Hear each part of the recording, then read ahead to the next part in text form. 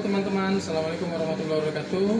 Ingin mengikuti saya dalam pembelajaran perpajakan untuk Sekolah Tinggi Ekonomi Islam Nahdlatul Ulama, program studi ekonomi syariah di semester 4. Yuk kita ikuti, mari. Assalamualaikum. Assalamualaikum warahmatullahi wabarakatuh.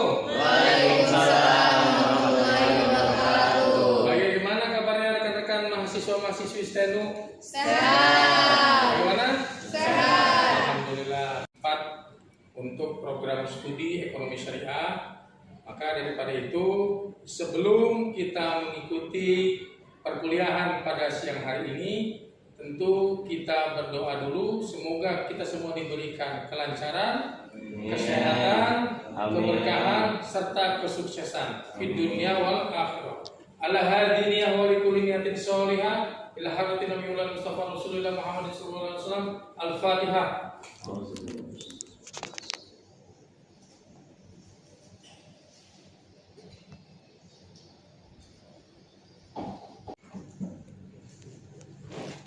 Dua, tiga. Baik, kita absen terlebih dahulu ya rekan-rekan semua. Untuk yang saya bacakan, mohon nanti berdiri ya. Junda Ardiwi Sastra. Hadir, Pak. Ya, terima kasih. Ya, silakan. Yang kedua, Haikal Hafiz Al-Farisi. Hadir, Pak. Ya, baik, terima kasih. Hafiz. Yang ketiga, Tahir Nurdin. Hadir, Pak. Ya, terima kasih Tahir. Yang keempat, Nurlela Luciana. Oh iya, baik, terima kasih Nurlela. Yang kelima, Natasha Salsabila Khaironi. Baik, terima kasih Natasha. Yang keenam, Firza Roni Azhar. Hadir, Pak. Terima kasih Firza. Ya, yang ketujuh, Kaisa Yubima Maulidina Ridwan. Wah, banyak sekali namanya ya. Nah, ini yang tadi panjang, yang sekarang singkat sekali. Fitria. Oh iya, terima kasih semuanya. Bagaimana rekan-rekan semua kabarnya? Sehat? Baik. Untuk pertemuan hari ini, karena ini adalah pertemuan pertama, tentu kita akan lebih dahulu mengenal bagaimana itu perpajakan, konsep-konsep perpajakan dan lain sebagainya. Ya. Sebelumnya saya ingin memperkenalkan diri. Ya, saya Sadat M. Nur, pengampu mata kuliah perpajakan. Baik rekan-rekan mahasiswa, untuk pertemuan kali ini ya, terlebih dahulu kita akan membahas mengenai silabus mata kuliah perpajakan ya, yang dimulai dari deskripsi mata kuliah. Tentu mata kuliah ini membahas konsep dasar perpajakan, sistem perpajakan di Indonesia, jenis-jenis pajak, kewajiban perpajakan, wajib pajak orang pribadi maupun wajib pajak badan, ya, serta aspek hukum dan administrasi perpajakan. Selain itu, mahasiswa akan memahami perhitungan pelaporan dan pembayaran pajak berdasarkan regulasi yang berlaku. Regulasi yang berlaku tentunya berdasarkan ketentuan-ketentuan peraturan perundang-undangan yang berlaku di Indonesia, mulai dari undang-undang termasuk sampai dengan peraturan-peraturan pelaksananya. Baik, kita lanjut. Rekan-rekan mahasiswa-mahasiswi STENU ya, diharapkan mampu, yang pertama, mampu untuk apa? Satu, memahami konsep dasar dan teori perpajakan. Yang kedua, menjelaskan sistem perpajakan di Indonesia. Yang ketiga, menganalisis jenis-jenis pajak dan penerapannya. 4, melakukan perhitungan dan pelaporan pajak sesuai peraturan yang berlaku. Yang kelima, memahami sanksi perpajakan dan penyelesaian sengketa pajak. Nah, ini ada rencana pembelajaran semester atau dikenal dengan RPS ya. Ada 16 pertemuan. Yang pertama, itemnya ada jenis-jenis sanksi perpajakan. Baik, yang berikutnya itu metode pembelajaran terakhir itu mengenai tugas individu dan kelompok ya, tadi sudah disampaikan. Jadi kalau tugas individu bersifat pribadi, kalau tugas kelompok bersifat kolektif Ya, kolektif itu nanti dibentuk kelompok. Dalam satu kelompok itu ya tergantung situasi dan kondisi atau tergantung kebutuhan. Ya, jadi sesuai dengan materi yang akan diampu atau yang akan dipresentasikan. Ciri-ciri pajak itu apa saja? Ya.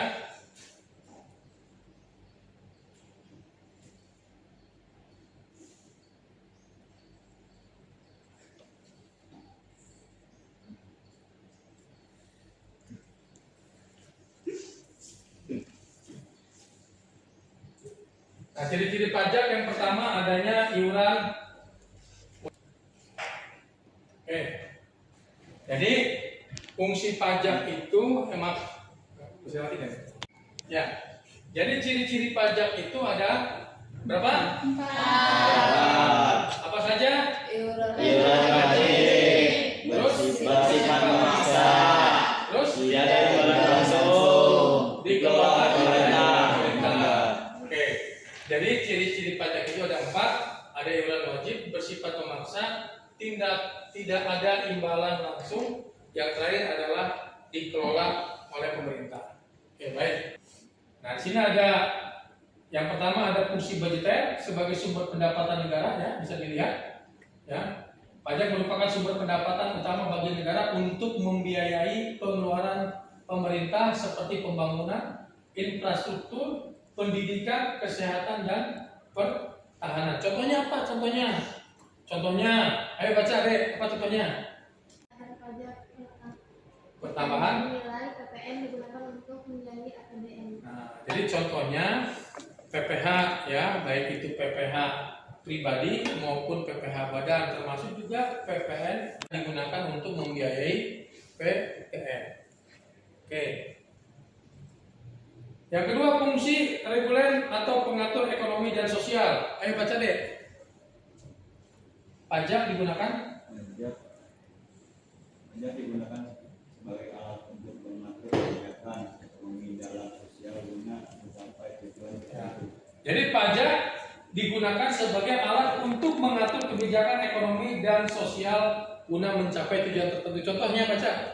Pajak tinggi pada barang mewah PPNBM untuk mengendalikan konsumsi barang yang tidak esensial. Lalu berikutnya baca di bawahnya. Pajak karbon untuk mengurangi emisi gas rumah kaca. Oke. Jadi itu adalah contoh-contoh terkait dengan pengatur ekonomi dan sosial, yaitu fungsi pajak sebagai fungsi reguler. Ya.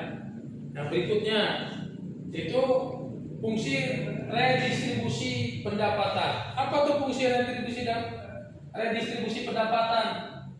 Ya, pajak yang digunakan untuk mengurangi ketimpangan ekonomi dengan menyalurkan dana dari kelompok berpenghasilan tinggi ke program-program kesejahteraan masyarakat. Misalnya, ya, contohnya, pajak yang dikumpulkan digunakan untuk bantuan sosial, subsidi pendidikan, dan program kesehatan bagi masyarakat yang kurang mampu. Oke. Lalu fungsi berikutnya, ya, fungsi stabilisasi menjaga stabilitas ekonomi. Menjaga stabilitas ekonomi itu apa saja? Ya, contohnya ada saat inflasi tinggi, ya, pemerintah menaikkan pajak untuk mengurangi daya beli masyarakat, yaitu juga saat resesi, ya, pemerintah menurunkan pajak untuk mendorong konsumsi dan investasi. Apa tuh fungsi stabilisasi? Pajak dapat digunakan untuk mengendalikan inflasi dan menjaga stabilitas ekonomi dengan mengatur jumlah uang yang berada di masyarakat. Ya, yang berikutnya mengenai prinsip-prinsip perpajakan. Ya. Nah, prinsip-prinsip perpajakan itu apa? Prinsip perpajakan adalah kaidah atau pedoman yang digunakan dalam sistem perpajakan untuk menciptakan keadilan, efisiensi, dan efektivitas. Dalam pemungutan pajak, prinsip-prinsip ini menjadi dasar dalam perancangan kebijakan pajak suatu negara. Ya, ada beberapa prinsip, ya, ada total ada sekitar. Yang berikutnya itu ada prinsip sistem perpajakan di Indonesia. Nah, apa saja? Ya, ada prinsip keadilan, prinsip kepastian hukum, prinsip efisiensi, prinsip kemudahan. Ya, baik. Tadi sudah saya paparkan dan sudah saya sampaikan terkait dengan materi kuliah pada pertemuan minggu pertama ini. Silakan bagi rekan-rekan mahasiswa-mahasiswi yang ingin bertanya terkait dengan pertemuan minggu ini, tentunya apa yang tadi sudah saya sampaikan. Silakan. Saya Pak, Ya, silakan. izin bertanya, apakah penjualan online wajib dilaporkan sebagai pajak? Baik, pertanyaan yang tentunya Oke. Jadi pertanyaannya, apakah penghasilan dari jualan online wajib dilaporkan sebagai pajak? Ya, itu kalau kita merujuk kepada dasar hukum, ya, situ di pasal 4 ayat 1 Undang-Undang PPH, Undang-Undang Nomor 7 Tahun 1943 sebagaimana telah beberapa kali diubah. Yang terakhir adalah Undang-Undang Nomor 7 Tahun 2021 tentang harmonisasi peraturan perpajakan atau HPP, ya, yang menyatakan bahwa objek pajak meliputi setiap tambahan kemampuan ekonomis yang diterima atau diperoleh wajib pajak, ya, baik yang berasal dari Indonesia maupun dari luar Indonesia, termasuk dari kegiatan usaha perdagangan elektronik, termasuk juga di dalamnya adalah salah satunya adalah e-commerce.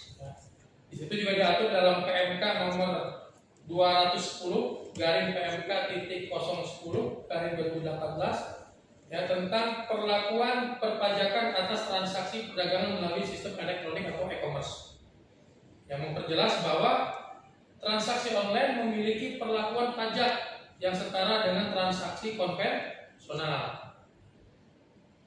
Nah, di situ apa saja batasannya? Batasan penghasilan kena pajak. Dalam praktiknya wajib pajak orang pribadi yang memiliki penghasilan dari usaha jualan online dapat menggunakan skema UMKM. Misalkan di situ diatur dalam PP 55 tahun 2022 dengan tarif minimal 0,5% dari omset.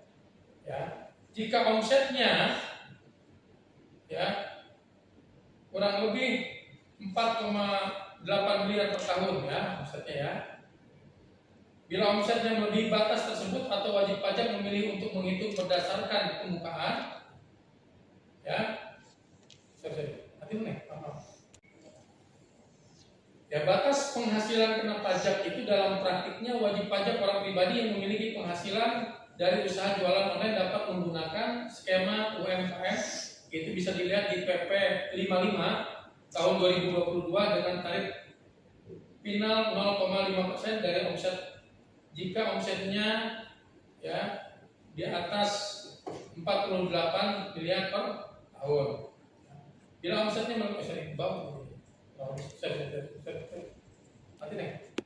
batas penghasilan kena pajak dalam praktiknya wajib pajak orang pribadi yang memiliki penghasilan dari usaha jualan online dapat menggunakan skema UMKM, yaitu di PP 55 tahun 2022 dengan tarif minimal 0,5% dari omset jika omsetnya kurang lebih 4,8 miliar per tahun.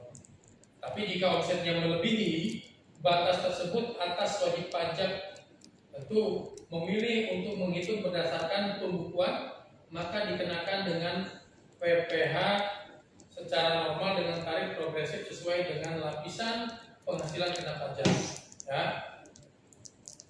Jadi tentunya kesimpulannya, ya, penghasilan dari jualan online wajib dilaporkan dikenakan tarif pajak karena hal tersebut merupakan objek pajak penghasilan.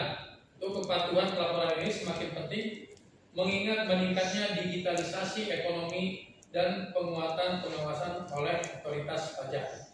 Bisa dipahami, ya, Dek? Bisa. Oke, silakan.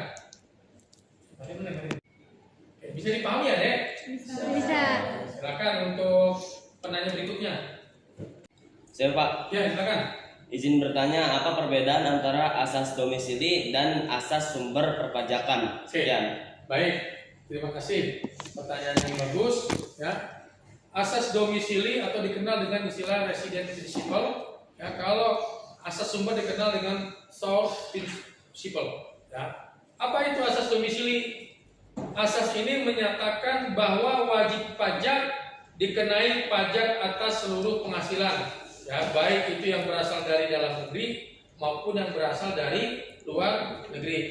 Selama ia berstatus sebagai subjek pajak dalam negeri atau dikenal dengan istilah SPDN, diterapkan oleh Indonesia sebagaimana diatur dalam ketentuan pasal 2 Undang-Undang PPH.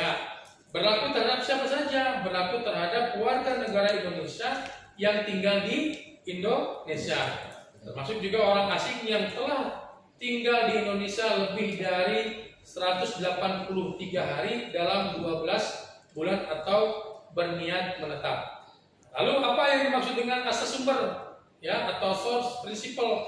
Ya, menekankan bahwa negara mengenakan pajak atas penghasilan yang bersumber dari dalam wilayahnya, terlepas dari status domisili si penerima penghasilan, diterapkan kepada subjek pajak luar negeri atau SPLN, yaitu pihak yang tidak tinggal di Indonesia tapi memperoleh penghasilan dari sumber Indonesia, misalnya royalti, bunga, dividen, atau fee dari kegiatan di Indonesia, ya.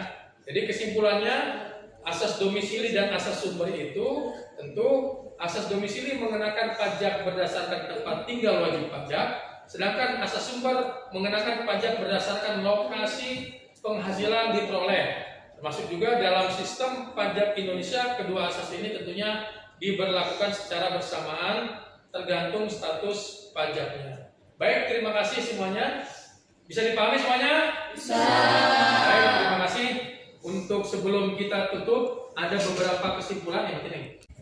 Baik, rekan-rekan semua, tentu pada pertemuan minggu pertama ini kita akan akhiri. Sebelum diakhiri, tentu saya akan menyimpulkan beberapa hal. Yang pertama, pajak adalah kontribusi wajib yang digunakan untuk kepentingan negara dan masyarakat secara luas. Prinsip-prinsip perpajakan mencakup keadilan, kepastian hukum, kemudahan, dan efisiensi dalam pelaksanaannya. Tentu Indonesia menggunakan sistem self-assessment, ya, dalam pemungutan pajak, di mana wajib pajak bertanggung jawab untuk menghitung, membayar, dan melaporkan pajaknya sendiri. Baik, tentunya rekan-rekan mahasiswa, ya, ini ada beberapa kesimpulan, ada 5 kesimpulan, ya. Kesimpulannya apa saja? Ya, kesimpulannya itu pajak adalah kontribusi wajib yang digunakan untuk kepentingan negara dan masyarakat, itu yang pertama. Yang kedua, prinsip perpajakan mencakup keadilan, kepastian hukum, kemudahan, dan efisiensi dalam pelaksanaannya. Yang ketiga, Indonesia menggunakan sistem self-assessment dalam pemungutan pajak, di mana wajib pajak bertanggung jawab untuk menghitung, membayar, dan melaporkan pajaknya sendiri.